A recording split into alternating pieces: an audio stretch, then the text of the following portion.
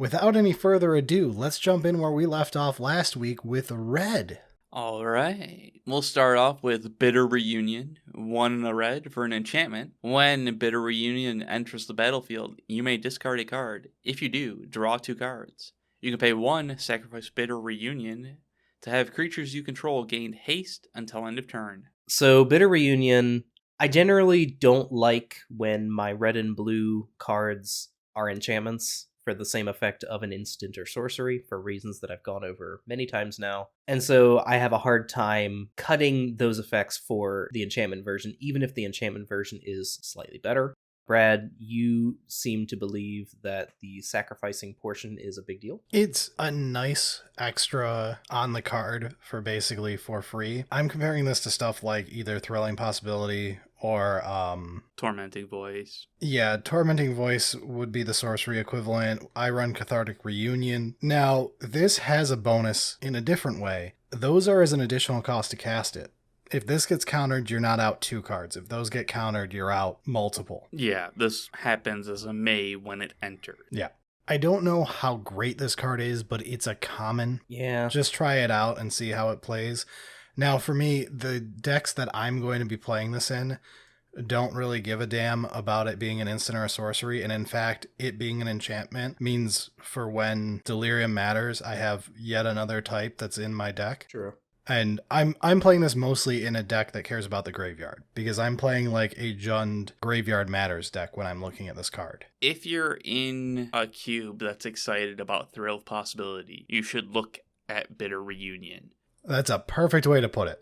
It's not guaranteed that Bitter Reunion's going to be better, because Thrill of Possibilities is an instant, but there are cases that Bitter Reunion's going to be better, because like you said, Delirium and the 1 to sack to give things haste can matter. All right, so next up, we've got Dwarven-Forge Chanter. Christian, take this one.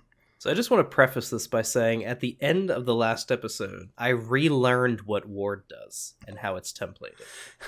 And I may not like this card as much now. So this is Dwarven-Forge Chanter, 1 in a red for a 1/3 dwarf wizard at common. It has prowess, and it has ward, pay 2 life. Again, I misremembered, and I thought it was protected by paying 2 life. You thought it was you pay 2 life to give it hexproof? Yeah, I thought it was like Adanta Vanguard. That'd be neat. That'd be pretty cool, right? You're like prowess creature you can give a little bit of protection to. Instead, it's just they kill it, and they're like, yeah, and I'll take 2 damage. Which is not as good.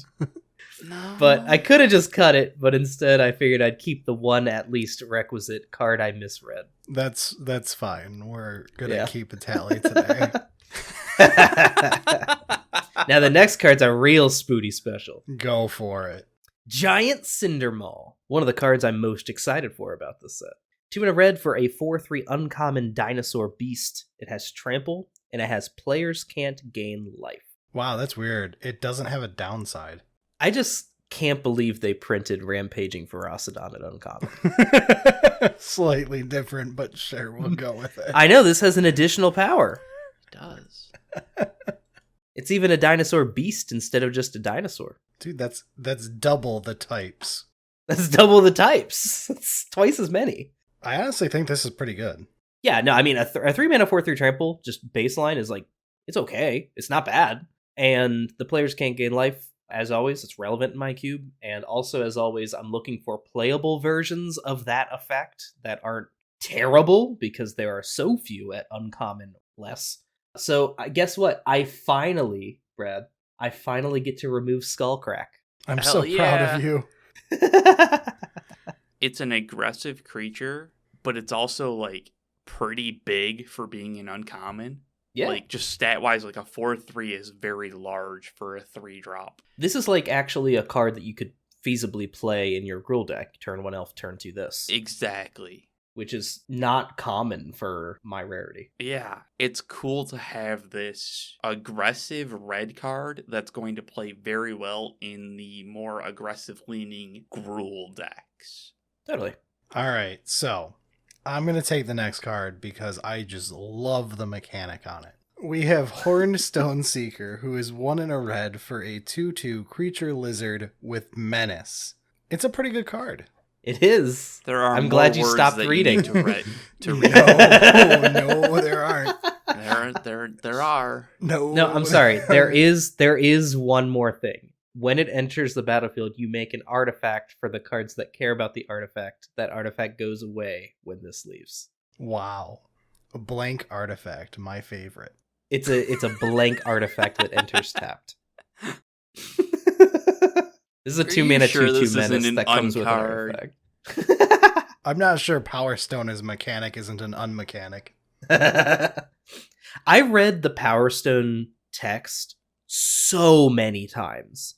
Every time going, I must be misreading this, right? Like, I don't understand why I would ever want this on so many of these cards. Someone pointed out to me on Karn that you can use this to pay for abilities still. You just can't cast spells. Okay. I mean, that Karn was still trash. It was, but it was slightly less trash than I thought it was. You can pay an unearth cost. But that's still kind of just limited. It's still really bad. Yeah. But it's about on par with food. No. Or I blood think it is tokens. worse Yes. than food. I think it's comparable to blood tokens. Blood tokens there we go. is a yeah. Yeah, I like the comparison Yeah. to blood tokens. I'll give you Those that. don't do anything. just like food. No, food Yes. is No. anti-Blightning Bolt. Yeah, and it For flips like my Lone 3 Rider. mana. Hey, man. Flips your... This is a 2-mana 2/2 menace, It which is. is... I don't even know if I have that. Straight up. No, I have no 2-drops in red with menace. So there you go. Very nice. Boom, it's in. That's all it took. Holds equipment well, beats face. I honestly just like this one. I guess you can use the stone to pay for equipment. No, I think the Power Stone does matter, but it doesn't matter what the Power Stone says. It just matters that it is a Power Stone. Yes, exactly. I'm unironically saying that this is actually good if you want to run an aggressive artifact deck. And that's fair. That's fair. That makes sense to me. Okay. Next up is a Fucking Desk. This is Mishra's Research Desk. 1 mana for an uncommon artifact. Pay 1, tap, and sack this. To exile the top 2 cards of your library, choose one of them. Until the end of your next turn, you may play that card. It also has Unearth for 1 and a red. This is fine. This is another one of those cards where I'm not as high on it as some other people, but Reckless Impulse is a card whose effect is the exact same words on this card. That is a sorcery. Obviously only occurs once. This you can do twice. So I guess ultimately it comes down to which do you value more, right? Do you value getting to do it twice, or do you value the fact that it's a sorcery? And I think that really just depends on the cube. I look at this first like the baubles. But I don't play any of those. Sure, but I'm saying for I feel like for that's a moot general comparison. cube, like if you're looking at this, like this is going to get played in the type of cubes that play things like baubles. I guess you could argue this for like storm decks, although the unearth doesn't count for storm. I don't know. I'm really iffy on this. I've heard other people talk it up, and like I don't see it. I ultimately, I really think it comes down to what kind of super type you're really caring about. And you could also play both. There's also that argument. Or just neither. Yeah, exactly. So it's fine. It's totally fine. All right, Brad. All right, so this is the one I've been excited It's for. your turn to talk about some fun. Yes, this is fun incarnate. So this card exists for me alone. No one else needs to read. This is Phyrexian Dragon Engine. It's 3 mana for a 2/2 artifact creature Phyrexian Dragon. It's got double strike. It's got when Phyrexian Dragon enters the battlefield from your graveyard, you may discard your hand. If you do, draw 3 cards.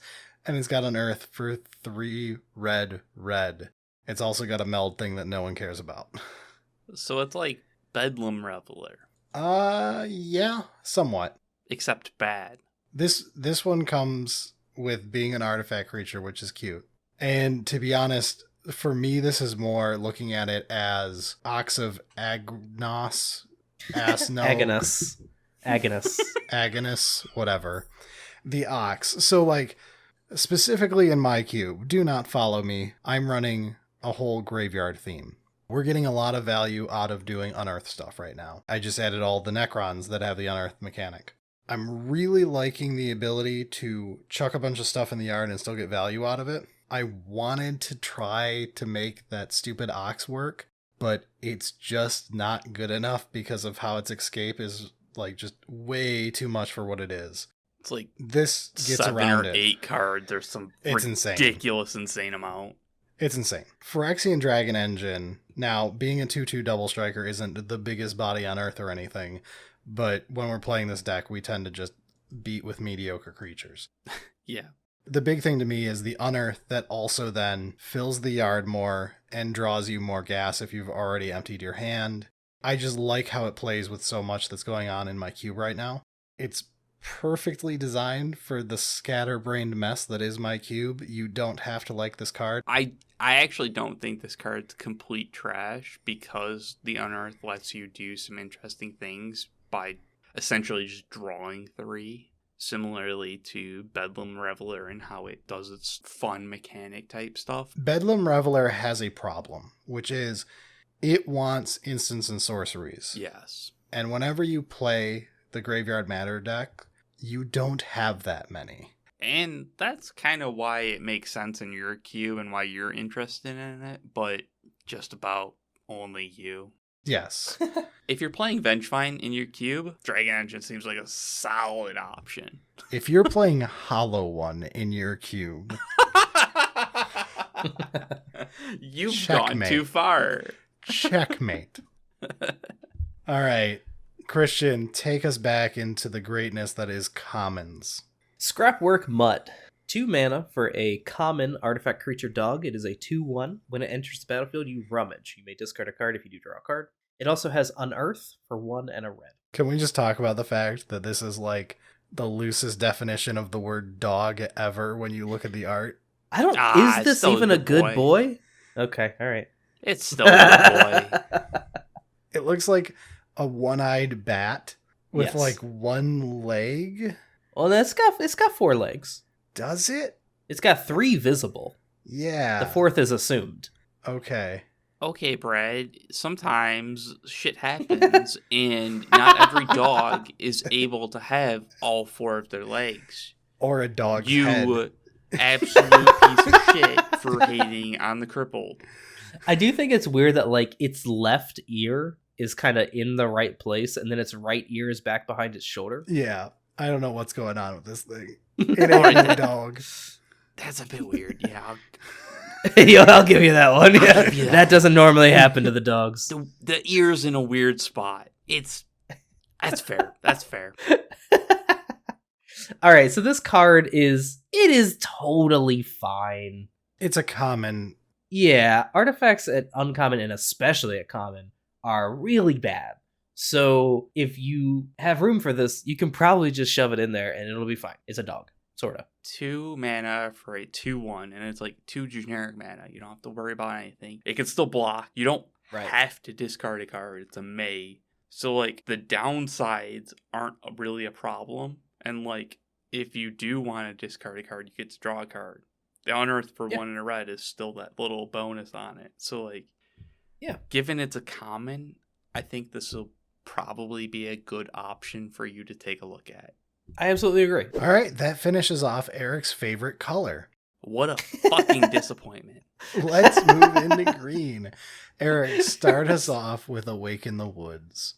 Awaken the Woods is X green for a sorcery. Create X 1/1 green forest dryad land creature tokens. Of note, they're affected by summoning sickness. I love that it has to tell you they're affected by summoning sickness. I wish they would put that flavor text on every creature. Just in case you try to make mana with this elf. This elf is affected by summoning sickness. Awaken the Woods is just good, right? I don't even think it's that good. It seems okay. That's kind of where I am. So like Really? if we're playing it, it's a sorcery. It's not an instant. I do like that it is both ramp and a potential payoff. How much of a Ish. payoff is it? That's my problem. Yeah, I mean- is like Let's say you get up to 8 mana and you make 6 1/1s. yeah. Grand Crescendo was X white. Right. It was an instant, and the creatures you have all gain indestructible in addition to making tokens. So it was a combat trick that was also a token expel. And in white, token generation is substantially better. Now, Awaken the Woods, if we're casting it for green, it does nothing. We don't have a trick mode. We're just a sorcery here. So we have to play it as an expel. Let's just do as a 4-drop. We can use it to get 2 quote-unquote lands. Yeah, two Llanowar elves, essentially, for a 4-drop. At a 3-drop, it's miserable. It's the worst elf ever. We get up to a 5-drop to get 3 elves, which I guess is where I'm evaluating this as best, in air quotes.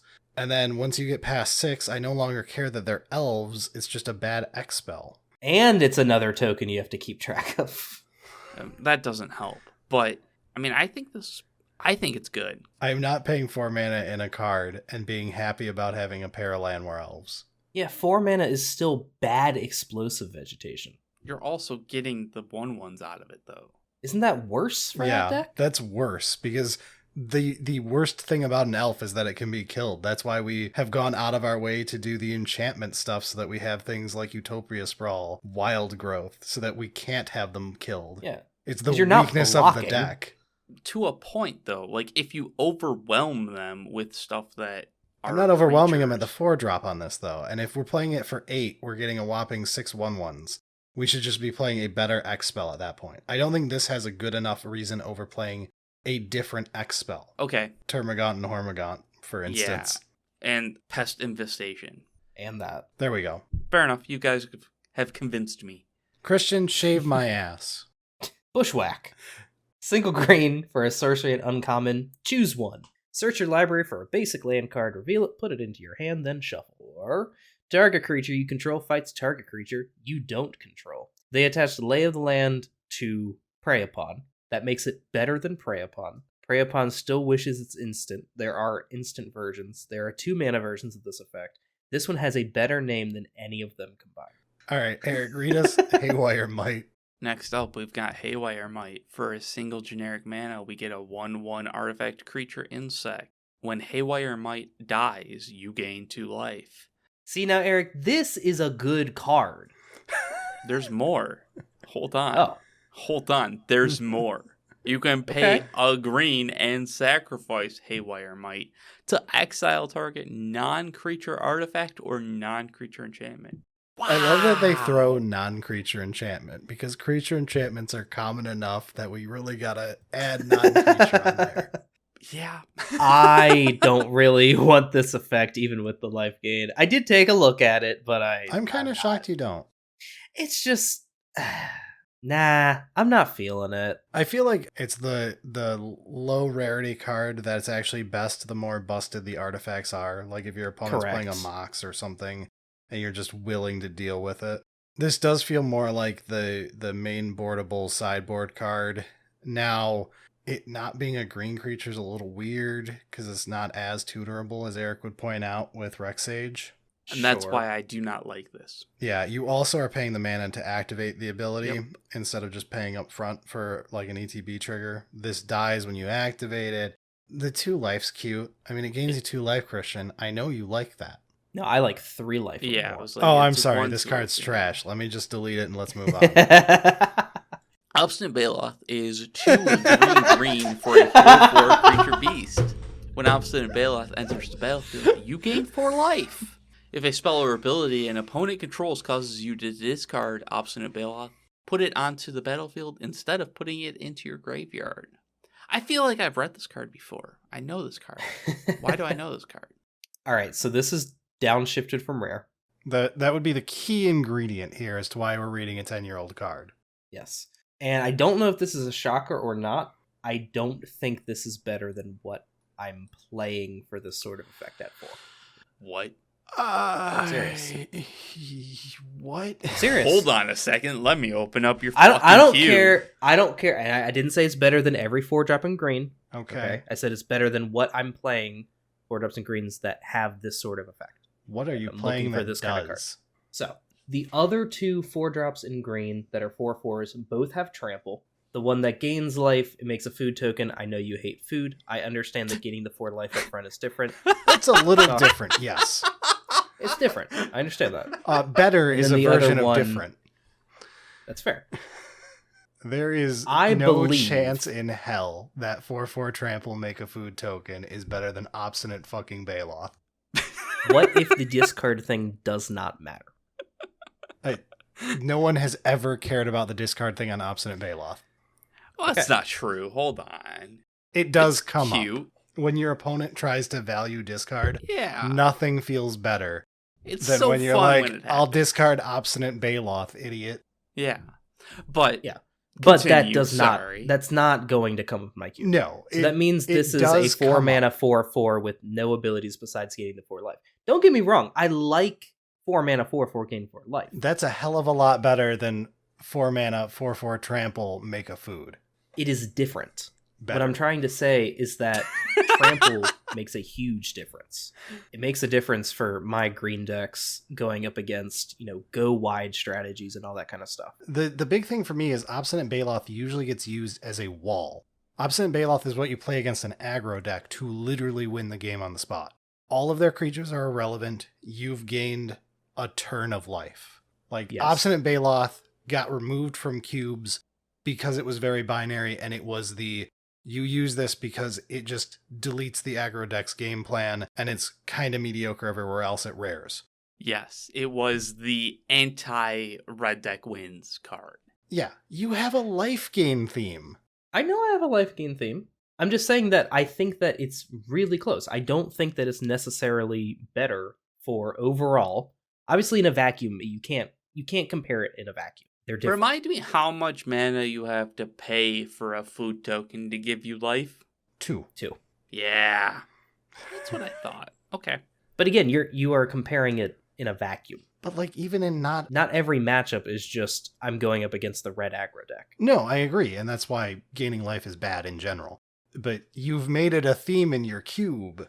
Yeah, but okay, so it being a theme is fine, and you're right. In some cases, having it as a food token is better in that case, because you don't have to gain it right then. You can wait until you have the thing that you need for the synergy. And also, if you're playing a life gain deck, you don't need to rely on Obstinate Baloth to suddenly win you the game. You've been doing that since turn 1. What you need is the ability for your life gain adjacent green mid-range creature to also matter in the other matchups, which I don't think this does as much. How the hell does the one with a food token matter more? Because it has trample. Oh, I feel like you're really overvaluing trample here. It's very relevant. I don't see it as more relevant than saving 2 mana and gaining an extra life. And having the flavor text extra ability that's very fun.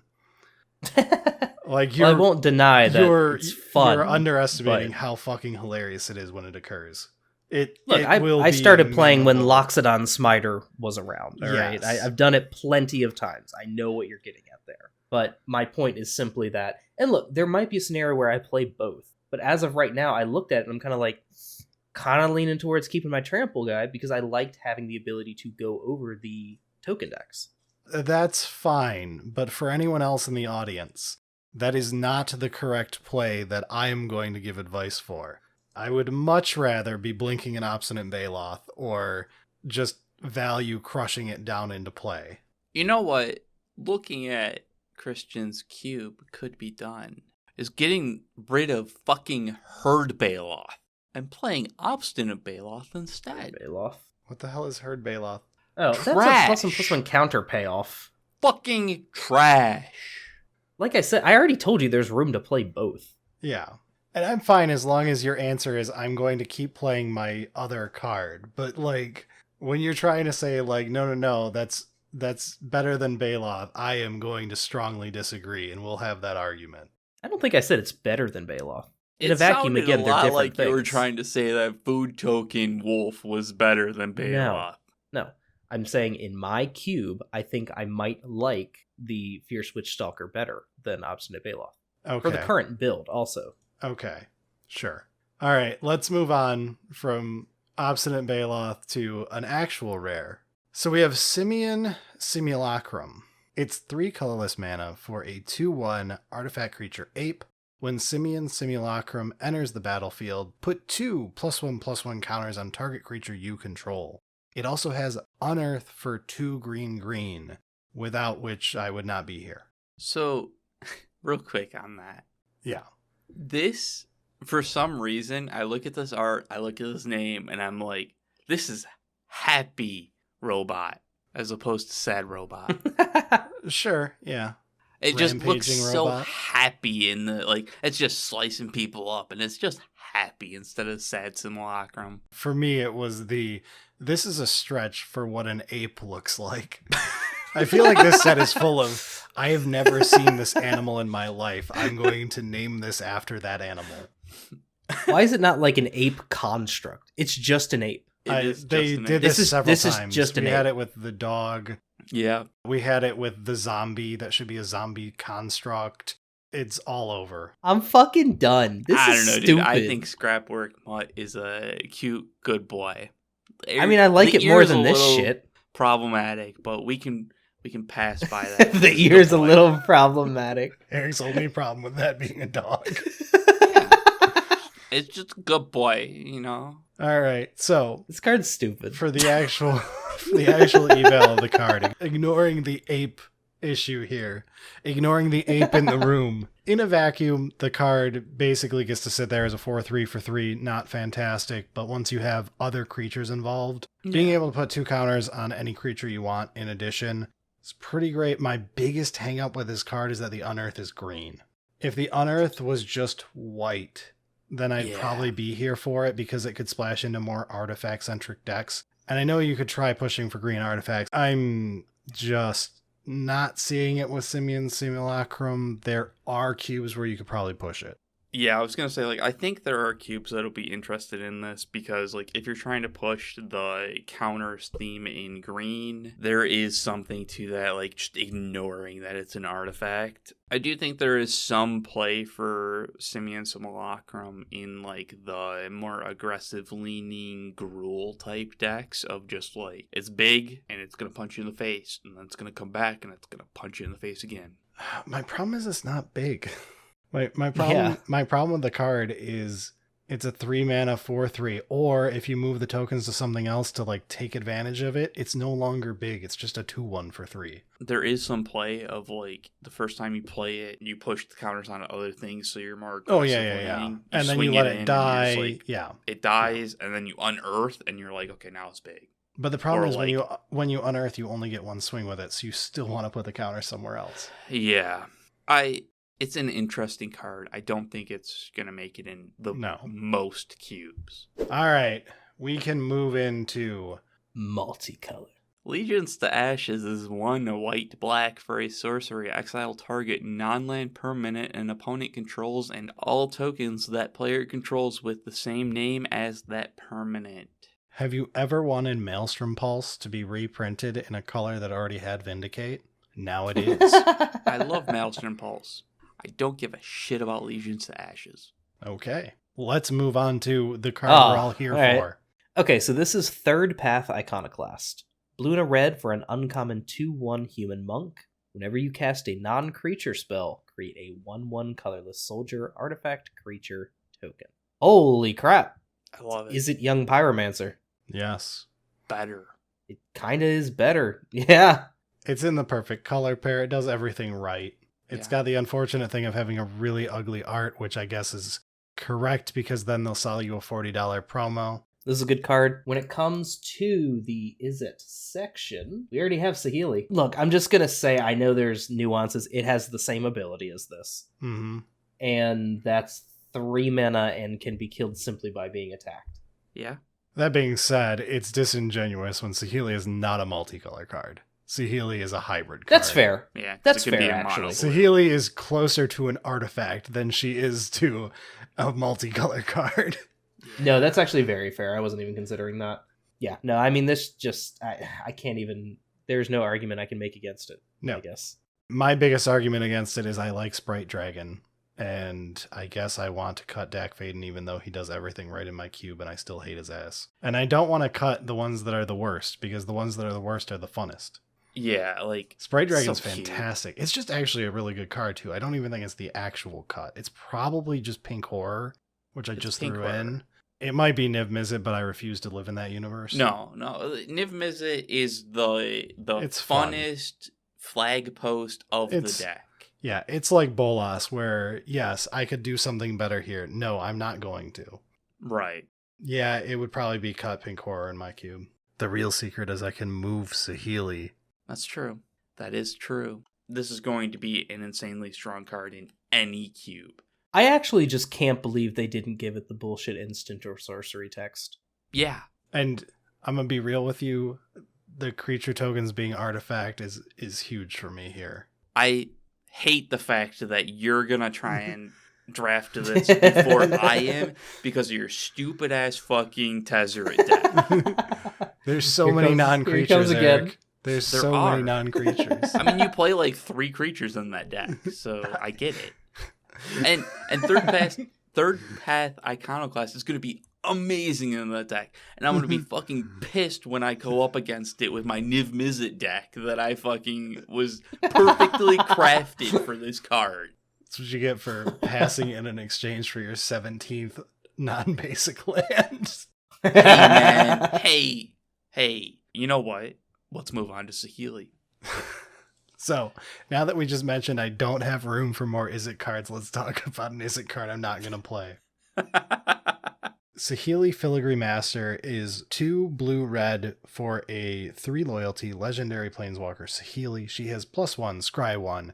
You may tap an untapped artifact you control if you do draw a card. She has -2, create 2 1/1 colorless Thopter artifact creature tokens with flying. They gain haste until end of turn. She has -4. You get an emblem with artifact creatures you control, get +1/+1, and artifact spells you control cost 1 less to cast. So I actually like her emblem. My problem is her +1 kind of needed to be a +2 for me to really feel like it's worth it. Because it's scry 1, you can tap an artifact to make it draw a card in addition. Which is not bad. But the problem is you're only getting +1 out of it, which Yeah. does mean she can alt the turn after you play her, but that's not enough value for your 4-drop to leave that emblem behind. I don't see it. I know she exists. She will be immediately forgotten because we have so many other options. Like, we have multiple other Saheelis that I would probably run over her. The thing that is amazing to me is thinking, like, if you only had 4 slots in Izzet, you could run all 4 Saheelis and it wouldn't be insane. No, that would look pretty cohesive other than the first one, but then you would just assume they have the combo. Yeah, it would just be like, oh, okay, you've got that little combo in there as well. Cool. Yeah. It's wild to me how consistently good Saheeli has been for Cube, and Filigree Master fills that same slot of it's a good card, but it is still a guild slot. All right, that does it for multicolor. Let's move into our last section here with colorless. Levitating Statue. 2 mana for an uncommon artifact. It has flying. Whenever you cast a non-creature spell, put a +1/+1 counter on it. And for 2 mana, it becomes a 1/1 construct artifact creature until end of turn. So you have a 2 mana kind of, I don't know, like payoff card that you're kind of putting onto the battlefield. When you play your non-creatures, it gets bigger and bigger, and then you have to pay 2 every time you do want to attack or block with it. And it does have flying. This is fine. I looked at this, and I think ultimately what put me off of it was just the fact that I have so many of those payoffs already. People won't know this, but like way back in the day, Eric was a huge fan of like the enchantments that are like a 1-drop white enchantment that grow and then you can wake them up. Yeah. You know, they downshifted that to uncommon. Did they? Yeah. But this is way better than that. I don't know if you could argue playing it, but it's a solid variant of that if you want to put one in. But I don't know. They've always been underwhelming. Yes. Yeah, I mean, we now have 2 young pyromancers you could just play in that slot. Yep.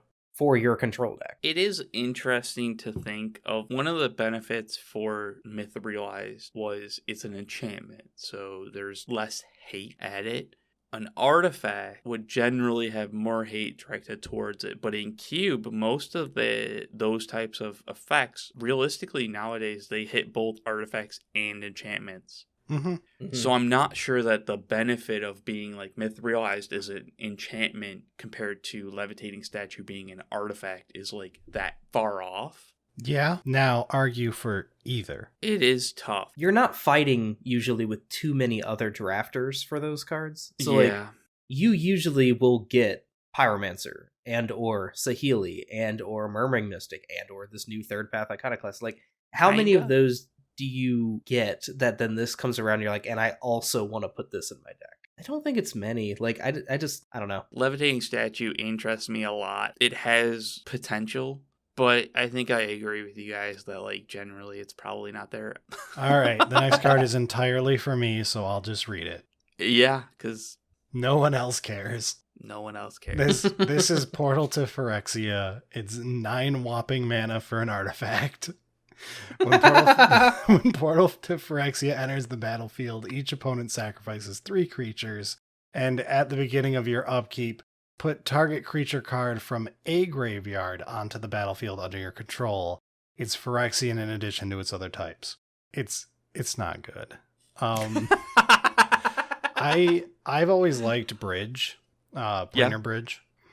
I think Planar Bridge is a 6-drop. Yes, it is. Planar Bridge is like a cute big win. Mindslaver is equivalent one. I can't see Portal to Phyrexia being as good, but I saw it and my eyes lit up like they always do. And I was like, man, I want this to be really good. It could be a very annoyingly powerful Tinker target. Yeah. Again, not difficult to break Tinker in Cube. That's my problem with it, is like if we're dealing with Tinker targets, it's got way more you gotta fight over. Yeah. It's a cool card. I mean, I'm with you. It is so cool. But... let's say you've got a Tinker. Are you honestly gonna pick this over just picking Wormcoil? No. God, no. No, never. That about sums it up, but damn it, I want it to be good. I don't even know if I would pick this over Batterskull if I had a Tinker. Yeah, I don't know. It's so board fine. dependent. That's fine. It's a cool card and we can accept that. All right, let's move on. Oh, this is your favorite word, Brad. Yeah, Brad, why don't you go ahead and read this one? I'll start it off for you. Transmogrant. Okay. Altair. Nailed it. All right, this is Transmogrant. Fuck! Yes. Both of you now. Yes. Join me in hell. Transmogrant Altar is 3 mana for an uncommon artifact. You can pay black, tap, and sacrifice a creature to add 3 colorless mana. You can pay 2, tap this, and sacrifice a creature to create a 3/3 colorless zombie artifact creature token, but only as a sorcery. This card would be a lot cooler if they didn't have that last line of text. Am I crazy, or am I allowed to just play Ashnod's Altar? Yeah. I don't know. Pretty sure I am. It's so old, I don't know. Yeah, I'm definitely allowed to play Ashnod's Altar. So, how do you feel about the fact that you read this card? Pretty bad, Brad. Excellent. Pretty bad. Let's move into Bruck again. We've got Machine God's Effigy, which is 4 generic mana for an artifact. You may have Machine God's Effigy enter the battlefield as a copy of any creature on the battlefield, except it's an artifact and has tap, add blue. So Eric put this on here, and to be honest, he asked me before the show what I thought of it. My opinion has not changed. It's probably not very good. I really wish it was good, because I really like it. I'm always a sucker for clones. I'm always a sucker for any type of mana rock. This is a clone mana rock. Like... yeah, and I mean, it's colorless clone. True. So I guess, yeah, you could argue you could play this outside of blue entirely, play it in like a green-white deck, and it just taps for colorless essentially. But at that point, why aren't we just playing Metamorph for 3 mana? Why are we playing Metamorph for 3 mana? Yeah. Metamorph really does fucking ruin everything. It's so good, right? Like, I agree, Eric. How about we read the last card so we can be done tonight? The last one is Scavenged Brawler. 6 generic mana for a 4/4 artifact creature construct with flying, vigilance, trample, and lifelink. You can pay 5 exile Scavenged Brawler from your graveyard to choose target creature, put 4+1/+1 counters on. Put 4+1/+1 counters, a flying counter, a vigilance counter, a trample counter, and a lifelink counter on that creature. Activate only as sorcery. So this one I actually really like. I'm It's overvaluing tough because, it. You compare it to Wormcoil Engine, right? Sure. Wormcoil Engine is not a fucking real card, okay? It's not fucking real, and it's not fair. It's not fair. The flying vigilant lifelink trample is kind of an unbeatable, hilarious combo there that still dies to a Doomblade.